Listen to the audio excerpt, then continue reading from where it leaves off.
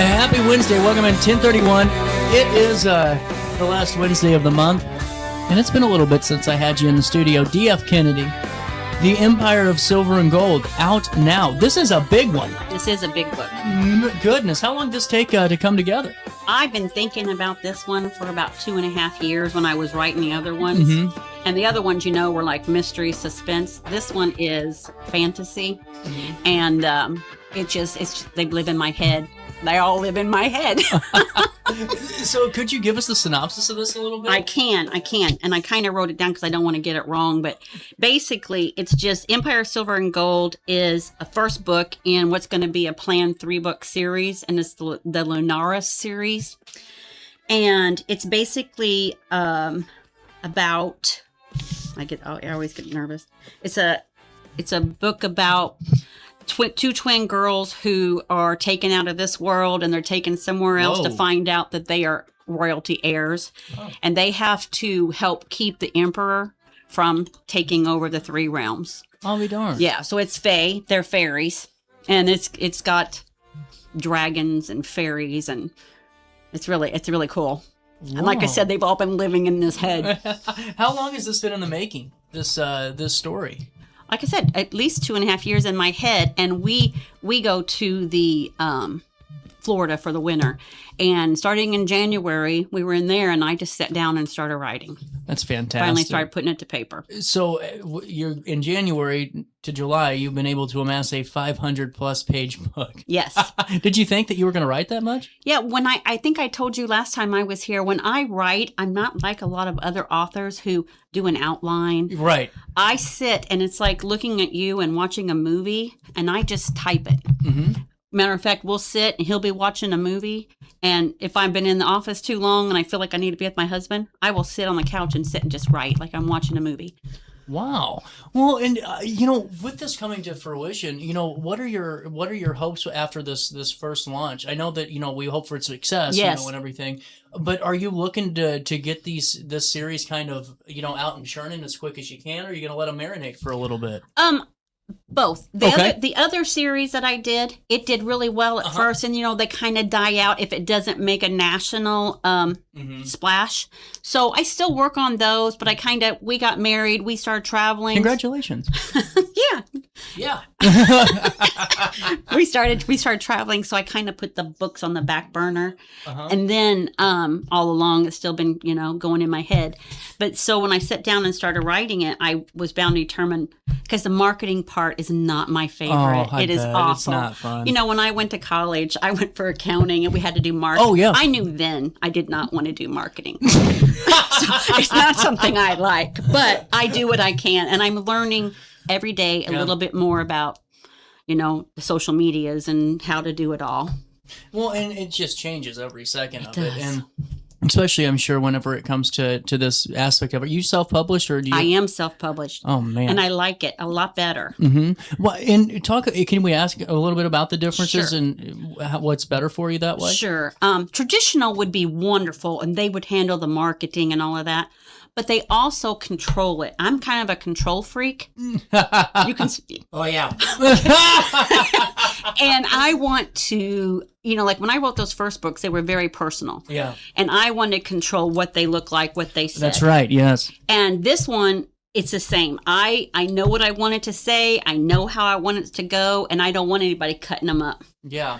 So, and I've got better. This is a much better book than what my first 2 were, because I'd never done it before. Right. And actually, about those other books, I'm redoing them right now and putting them back out. Fantastic. Because I'm better at what I do than what I, then. But I don't want traditional to tell me, we'll put it out in 3 years. No, I wrote this. I want it out now. Mm-hmm. That kind of thing. Well, and it's so important that you get to tell your own story too, especially at this point in your life, you're able to, enjoy your retirement, and on top of that, still able to produce and do something to keep yourself, going. I am such a creative person. Matter of fact, I'm trying to start a YouTube channel, but it's basically just, I do everything that's creative. You talk about sourdough, I know it. You talk about quilting, I know it. Writing, I know.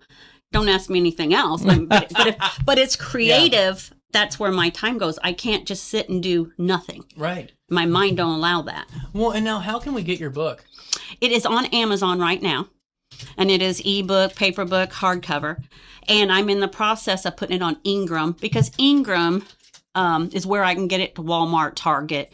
It's in water. The other ones are in Waterstone in England, but I have to get them up on Ingram, and that's where I'm at the process of now. I created a new cover for the Ingram version yesterday. With this, what are you hoping the audience takes away from this in the first couple of pages? This is a Harry Potter as a college student age meets ACOTAR. Okay. There are two other really popular books right now called The Moon is Hatched, and the other one I think is called University, and it's Fae.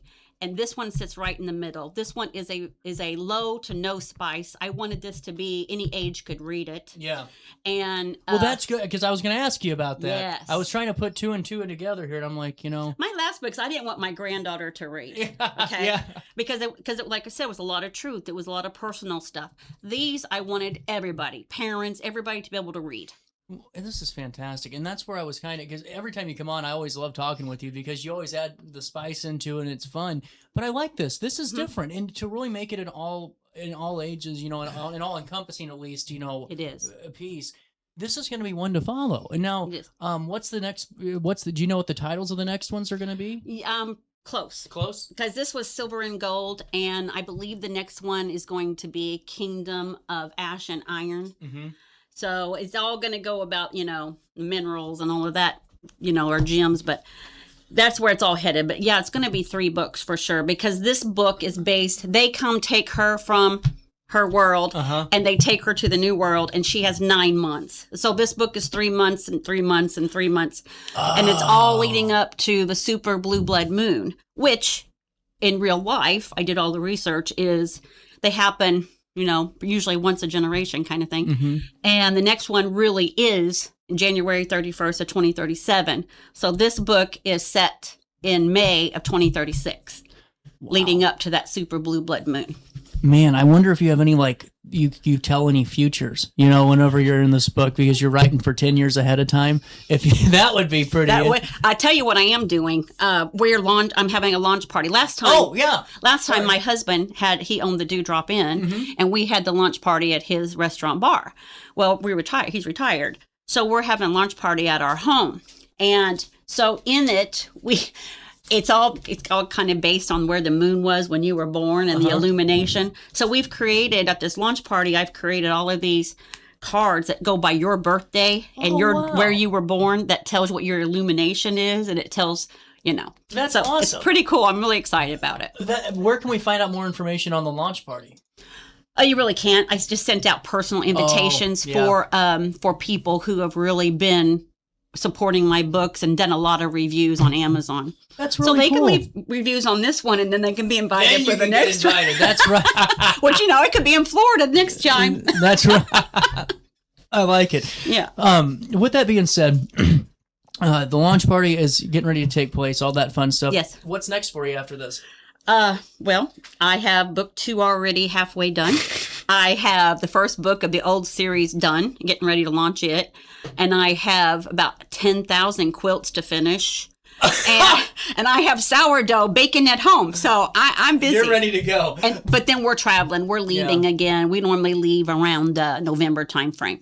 So once we get to Florida, it's hard telling what I'll do then. That's why I just like that you're able to truly live this out and truly enjoy this, and I just wish you nothing but the best of success with it. Now, is there something different about writing this book than your last series because of, This was fun. The last one was heavy. Oh yeah. Like I said, it was based on me and my mom, my real life. It had a lot of real life in it, and it made me cry a lot. Yeah. And this one it's fun and it's heavy. I mean, it's not heavy, and it's just the imagination. And I believe, I'm going to tap myself on the back, but I think I am a world-class world builder.